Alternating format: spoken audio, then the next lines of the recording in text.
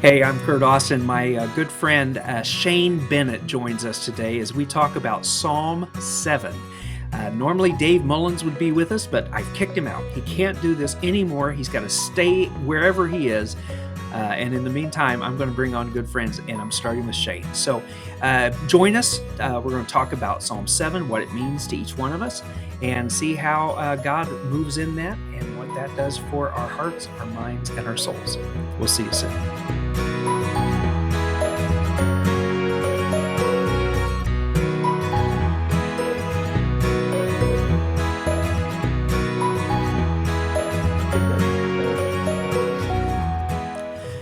Welcome to Pondering Passages. I am Curt Austin. I am here today with my very good friend, Shane Bennett.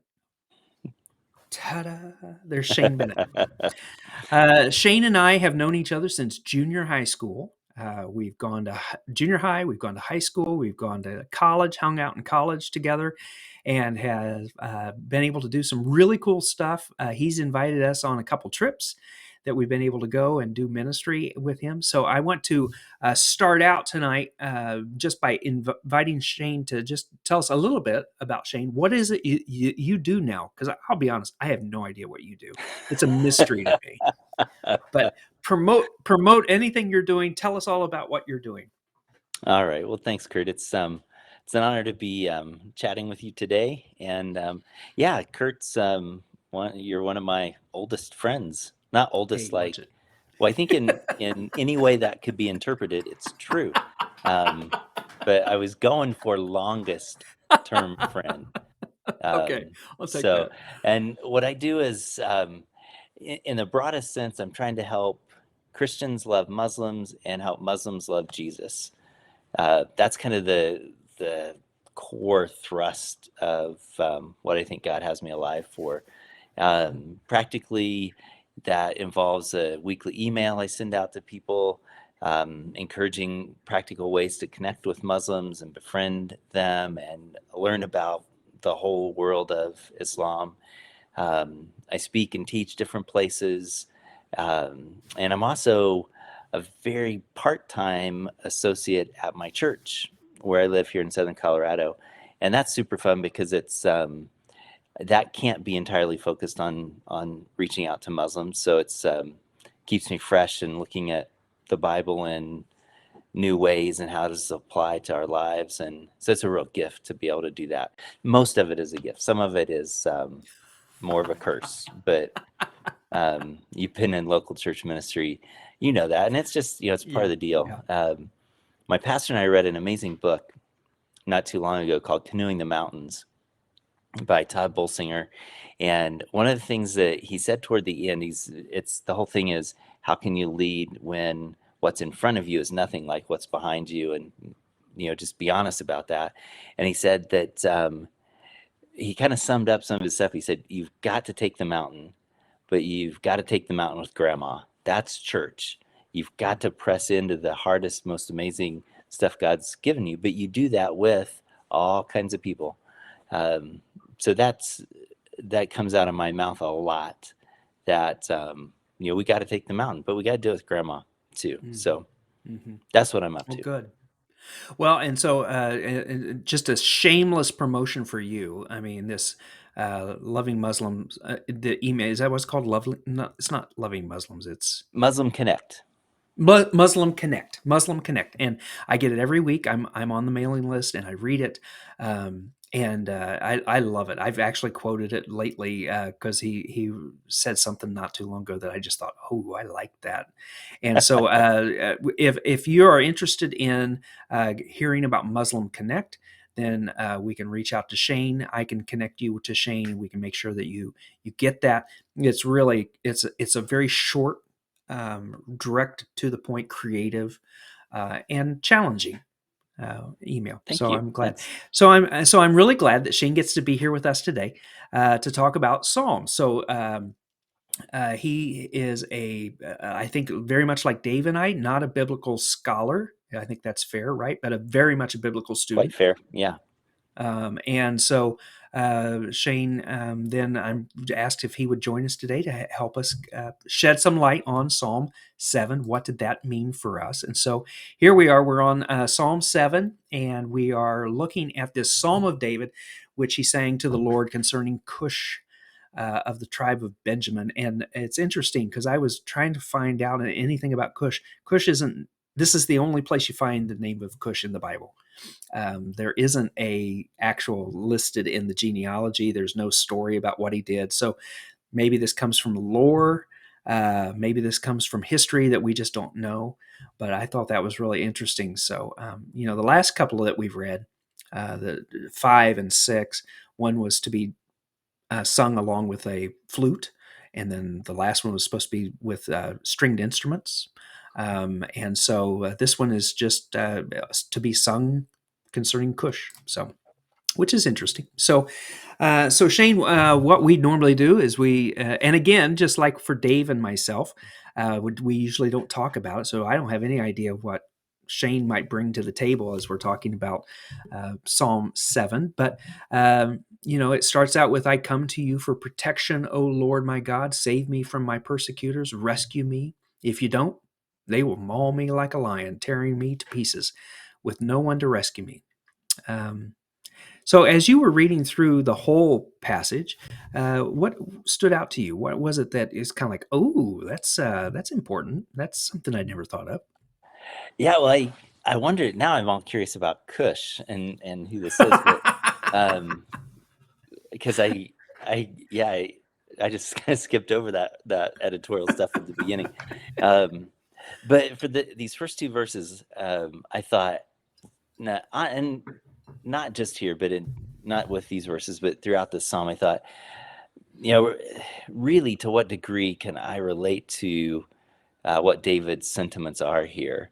But the first two verses in particular, I thought, do I have persecutors that I need God to rescue me from, who will maul me like a lion? And I just thinking, I probably don't have the kind of life where that's reality. I'm reading a book right now about an Egyptian guy who moved to the U.S., left Islam to follow Jesus, and he for real and true had people trying to get him. The closest I come to that, and I don't even know if this is even close enough to consider it. I've had a couple of people at our church. We're in this tiny little church in southern Colorado, and over the past 4 or 5 years, I've had a couple of people who they're like little badgers after me, and I felt some of that. Not so much like they're going to tear me to pieces, but some of it's enough. Just let it go, So I'm not really sure that's what David's getting at here, but I felt a little bit of that. Yeah, I've only had one time in my whole life where a person really was out to get me. I mean, their intent was to bring me down. And I was pretty bitter about that for a really long time. I mean, they told lies about me. They really tried to undermine my leadership, my ability just to love people, even because Wow. people were being turned away from me, and it was really hard. And thankfully, God's brought some healing to that place in my life. But at the time, it was really hard. It was hard to appreciate. That I think I would have resonated with this psalm in a big way if I was struggling with that at the time. And I think people experience this. I think in a workplace sometimes.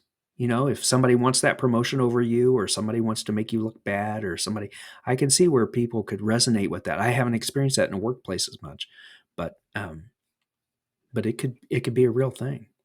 I think one of the things I really loved about this, and I pulled out my Bible because I had done some underlining and defacing my Bible with writing.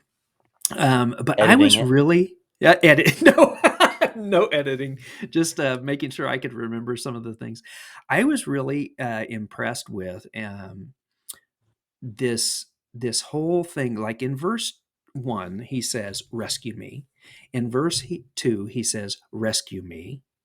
Right? There's this idea that I need some protection here.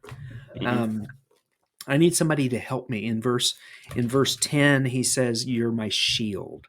Um, but I really was struck by then in verse 3, "Oh Lord my God, if I have done wrong,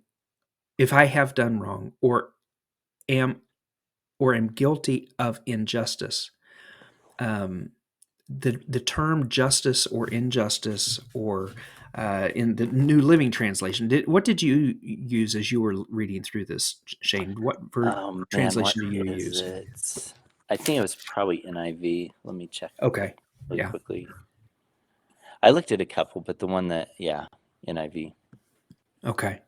So the first place that I saw, in verse 3 was, if I've done wrong or am guilty of injustice, if I've betrayed a friend or plundered my enemy without cause, which is an interesting idea that you'd plunder someone without cause, versus plundering with cause.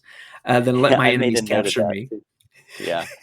In the NIV, it says, if I've robbed a foe without cause. And Yeah, I thought, so what? I guess it's okay if you rob them with cause.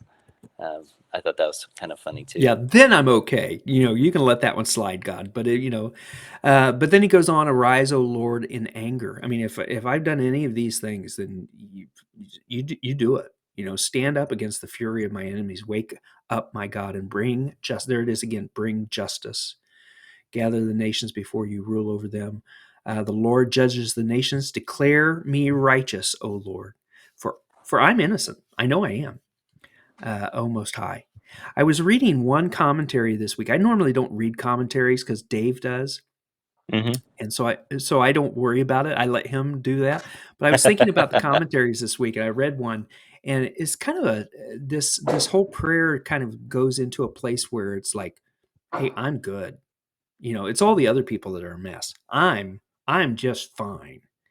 And it seems a little braggadocious, a little bit too self-aggrandizing to be able to do that. But it happened. I mean, when you really feel like you're doing okay, that I guess this is the question: have you ever in your life looked at what you're doing and thought, "No, I'm fine. I'm doing what God wants me to do." Yeah, it stinks or it's hard. I know you have. I know you have. You've gone through times that are really, really hard, but were you able to just look and go, God, I'm doing okay. I'm doing what you want me to do. So I can face these things. Or do you get beat up by the people that kind of push back a little? Yeah, I didn't know we were going to ask questions like that, Kurt. So I so a little bait and switch kind of. No, it's a great question, and yeah, I think about that from time to time because you and I grew up in the same kind of church system, um, right at the heart Yep. of the good stuff of late 1900s evangelicalism. So I've got these counter ideas that by grace I'm like totally saved, totally clean, totally it's dealt with. So you're fine, and you can say, I don't know how David says it. I don't understand that, but for me, the equation is Jesus' death and resurrection cleans the slate. On the other hand, there's real strong. Don't sin, and you're probably sinning in ways that you know about and others that you don't know about. So it kind of and I'm okay with life having some of those things that they're just at odds with each other. Um, and so from time to time, I'll live more on the grace side. From time to time, not so Mm, much, but occasionally on the um, being really concerned about sin. Um, I think part of where I've landed just with my life is there are enough people who are haranguing people about sin that I don't have to do that. So I'm mm, I'm much more in what I preach and write and say, much more on the love and grace side of things. And occasionally, that'll really annoy somebody. Um, but I think that there are plenty of people dealing with the you got to be better side of things. So that's kind of my response to Interesting. that. I don't know how David gets away with it. I do really love that he says in verse 3, Lord, my God, if I have done this, if there's guilt on my hands, if I've repaid my ally with evil or without cause rob my foe, then let him overtake me. Um, I like that he does that self check before he launches into and then just obliterate him. I think for me, I want to be doing that. It's an older form of Jesus saying, "Hey, buddy, you got a log in your eye. How are you going to deal with the person's Mm. speck?" Um, so I know I need to do that, and I think we people who call themselves Christians, generally, we probably need to do that a little more before we start talking about how bad things are and how bad other people are, um, and in an honest way, say, okay, probably whatever I'm getting ready to rail on somebody about, it bugs me because it's in me. And so God, let's deal with that first. I like that and recognize I need to practice it a lot more than I do. That's beautiful. See, this Think- this is I'm telling you, this is the reason why I asked you to be a part of this, because you have such great insights. You really do. Let's see. Anything in verses 6 through 9 here on the page? I mean, he talks about declare me righteous because I'm innocent. So he's gone from this place of saying, if I'm not innocent, then let it happen. Mhm. Just let it roll. But then he makes this transition to say, but in fact, I'm doing pretty well. I can declare that I am innocent. Um, For you look deep within the mind and heart, O righteous God. Again, declare me righteous, O righteous God, defend the righteous. This was just kind of seemed to be a theme, this whole thing, this Mhm. right place of right living. Yeah. Well, one thing that I thought about, and that's kind of pushing away from me personally, but I wondered, Go how for it. does Sorry. reading a psalm like this go down in Ukraine these days, or Mm, with Arab Christians in Bethlehem or Gaza or someplace where, or with Israeli Jews who some wild-eyed Muslim guy knifed their uncle in Tel yeah. Aviv, where people, No, we've kind of lost. um, how does it go down reading something like this where your only hope is for God to vindicate you and exercise judgment? Yeah. You know, now I'll try and talk now that I've just mumbled about 13 times. That was one of the things you invited anybody who wanted to join for prayer last week, as the beginning of the middle of Ramadan, the beginning of Passover, and Good Friday all fell on the same day, and so several folks gathered by video to pray, and that was actually one of the prayers is like, God, it could be a hot spot in around the world, but I mean certainly in Jerusalem, and it's come to bear Saturday, Sunday that the Israeli forces have kind of gone in some places and shaken things up, and it's become really hard. And so I can, putting that in context of where we are, we're recording this after Easter, but things are still very, very tense there. And so you're right. I hadn't thought about this passage in light of that circumstance or situation. So I appreciate that reminder.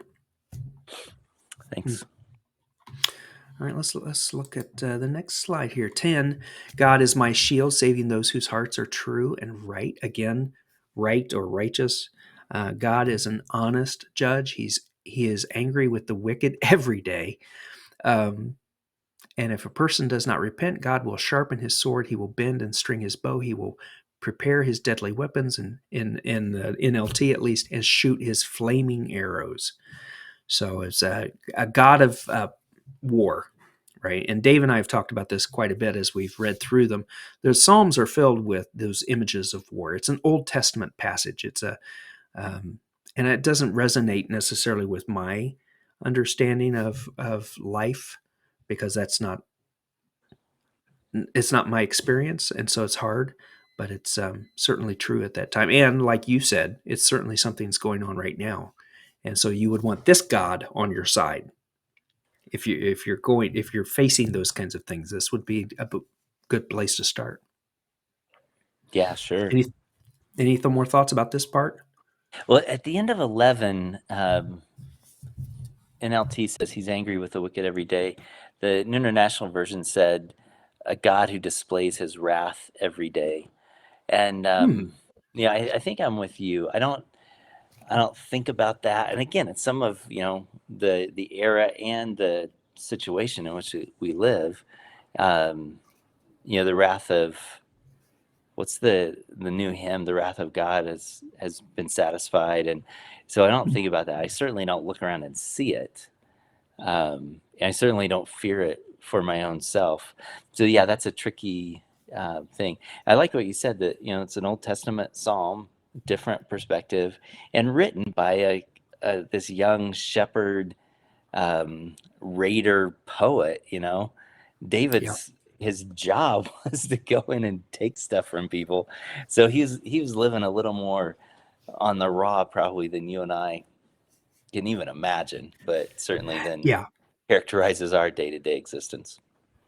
Well, and if your entire governmental system is partnered with the God of the universe in a way that God is for us, then who can be against us, kind of a thing, then you do want a God that can help you fight those battles. When you're constantly going back, I think you remember this. We used to have the phrase "no faith in games." Do you remember that?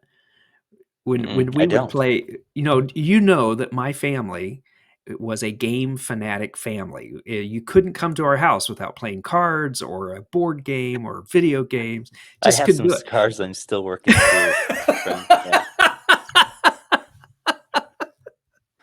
You and me both, brother. You Just and me both. you could feel free to edit this out, but just for some color on what Kurt's talking about, they were the first people I knew who got in television, and they had a baseball game We that did. they had honed their skills on, and then I showed up at their house, which was super great fun. Okay, Shane, you're up, and strike one, strike two, strike three, you're out, and then Kurt or his brother Todd would come up to bat, and they would proceed to get 86 runs. And after every 4 or 5 runs, they go, "Man, this is a great game, isn't it?" And I go, "I'm not sure. I'm not convinced it's a great game." So yeah. So anyway, true that. So anyway, all of that to say, what we found was, as a family, we were like, "Dear God, help me get a roll of 7. Dear God, help me, get a full house. Dear God, help me get a," whatever it was. And we was like, wait a minute, that's not how it works. I mean, you can't be praying that God helps you, because I'm praying God helps me. And so we made a rule: no faith in games. You could not pray to God for victory. Um, but what Jesus little did stops when the Uno game comes out. well, little did we know, though, that's that, I mean, that is a geopolitical kind of thing. God is on our side, right? I mean, that's the United States, God and country, you know, proud to be an Yeah. American, where at least I When the know I'm kingdom free. equals the empire, it Yeah, can be problematic. yeah. And so in this situation, I mean, we do have that, where the kingdom is the kingdom of God is part of the empire of Israel.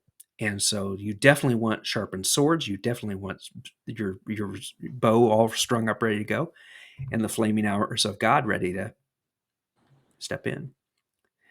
Boy, Yeah. that was a interesting, colorful illustration to get us there. But that was the point. In television. 14, the wicked conceive evil. I thought that this was very interesting in this in this psalm, he then goes to this female parallel of conceiving pregnant. And I thought that was really, because he just leaves this god of war with arrows and swords and shields, and now he's talking about the evil. And I thought that was fascinating that he, Yeah. as a writer, chose to use that. hmm Probably means something, but I was, I mean, if you were to read up about it, maybe it'd say something. But these people dig a deep pit, and the psalmist used this metaphor more than once. As far as they dig a trap, they fall into it. This is not just in Psalm 7; it's in multiple psalms where this is kind of the And reality. Proverbs. Mhm. Yeah, Proverbs and Psalms. The trouble they make for others backfires on them. The violence they plan falls on their own heads. But verse 17, I will thank the Lord because why? He is just. There's that justice again. And I will sing Good, praise yeah. in the name of the Lord Most High. So I really saw that playing out through the entire thing. And I thought, I mean, the writer of this psalm is asking for justice, claiming that God is just, and even kind of saying, I am too. I mean, if God is going to love me and support me and protect me, he does that for the just. He does that for the righteous. And that's me. I'm good there. Which I think is probably something we could do more often, right? We could own that. We could Yeah. own, if we are children of God, the church that we attend for a long time, they've really promoted live as if you are the children of God. Oh, nice. Yeah. You are the, and Paul writes to the saints in Ephesus. Well, he's writing to everyone, and he's calling us all saints, right? And live as if you are truly the son, the daughter, the saint in the presence of God. And Yeah. I think that's what this psalm is calling us to do as well. And it's not of our own power; it's the presence of God. I thank the Lord because He's just. I'll sing praise to the name of the Lord Most High, and as a result of all of those things, that's how I am able to live my life. Wow. It's a beautiful. That's It good really stuff, is a man. pretty psalm, isn't it? Yeah. Yeah. Don't care for that. I'm still playing with this software, so I'm trying to figure out what works best. Well, Shane, thank you so much for being a part of this My pleasure. conversation, helping me think through it, reminding me of Intellivision, something I had blocked out through years of therapy, but you brought it all back. But most of all, just reminding us about how God is, and I loved your insight into the fact that with the way we read it, it's going to be really different than where somebody who's living in Jerusalem, say, or Ukraine. Yeah. It's just going to be different, and we need to be really aware of that. What is it that God's calling us to? How is God wanting us to interpret that, not just for us, but for the global community? Exactly. Yeah. Really important. So as a reminder, we have ponderingpassages.com. We'd love for you to come and look at our videos there. That's where you're finding this, or on YouTube, Instagram, Facebook. We have the podcast, we have our blog, and we'd love to be a part of that. More importantly, we'd love for you to connect with Shane, be a part of his mailing list, get to hear what he's trying to accomplish. And so they can do that, Curt, at shanebennett.com. Okay, I didn't know if you wanted to throw that out. ShaneBennett.com. Yeah, totally. BENNETT. Yep, exactly. Thanks. All right, ShaneBennett.com. We'll actually put that in the description so that people can then click on that and sign up for that. You will not regret it. You won't. You really won't regret it. It's good stuff. I appreciate All right. that. Well, Shane, we will talk to you then at another time. If I can keep Dave out of here longer, then we'll cycle you back through. You will be the new co-host of Pondering Passages. Sweet. Wonderful. Right. So good to chat with you, Curt. We'll talk to you soon. Okay. Right, bye-bye. Goodbye.